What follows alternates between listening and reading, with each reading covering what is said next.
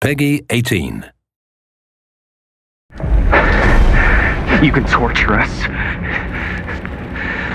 but you'll never defeat our spirit. And cut. That was amazing. For the longest time on Dead by Daylight, we knew that we wanted to offer different types of experience to our players. And a single player narrative experience is definitely one of them. And our fans have been requesting it quite a lot. So obviously, Supermassive Games, with their pedigree, their portfolio of game, is the perfect partner to deliver that fantastic horror experience. The origins of the game stem from Behaviour looking to expand the omniverse of Dead by Daylight. They approached Supermassive because of our expertise in storytelling. Narrative is incredibly important to us. It's at the core of all that we do. While we are making games, we are also telling stories and delivering a player experience like no one else. So it felt like a really good match. Come on, people. We got a movie to make. The casting of Frank Stone is a classic Supermassive cinematic adventure game. Wait, I'm coming with you. It's an unashamed horror experience.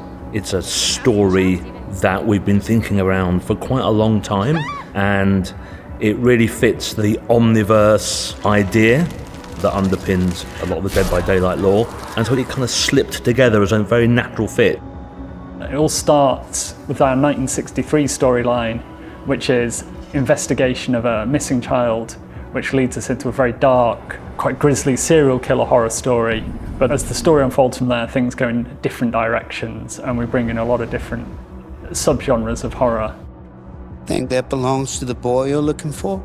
The main influences were always to try to be the mystic, something you could actually believe happens, something that you can understand, relate to. At the same time, part of it you don't understand, and it creates a mystery.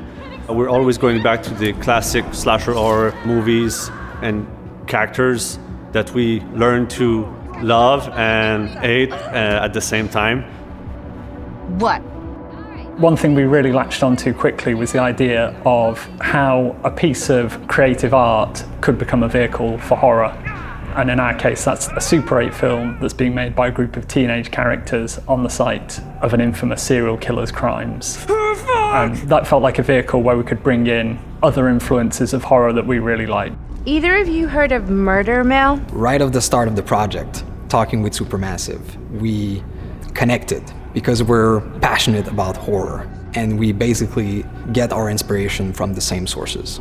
So it was great talking with them and seeing that a lot of the sources for inspiration they're using have been the same that we've been looking into at the genesis of Dead by Daylight.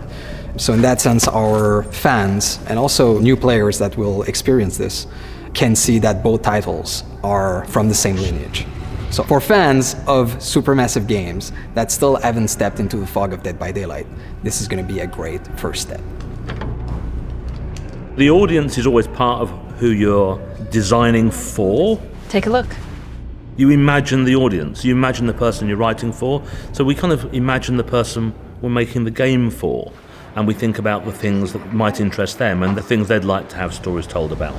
And then we think about really cool, nasty situations, and we see if we can mash those together. And the story emerges, the characters emerge. You start writing it and it'll be like, ooh, that's interesting. Oh, I never thought that character would do that.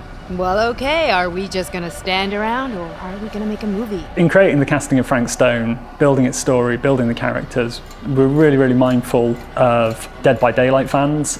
We know they've got a really dedicated fan base. There's lots of people within Supermassive Games who are dedicated Dead by Daylight fans.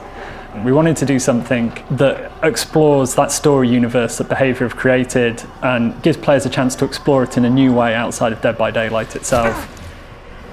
Also, obviously, we want to take people who've enjoyed Supermassive Games, who enjoy branching adventure games.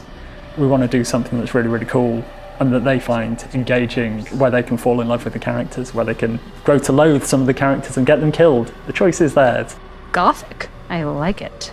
The casting of Frank Stone has been crafted to be a standalone story in the Dead by Daylight omniverse. So anyone that's looking for a great horror experience that taps into human darkness will have a lot of fun with it. Of course, if you're a Dead by Daylight fan, and if you're lore savvy about Dead by Daylight, then there's going to be a lot of little secrets and surprises for you. I'm glad to see you're all having fun. But if you insist on using my store as a playground, I'm afraid I'm gonna have to ask you to take it outside.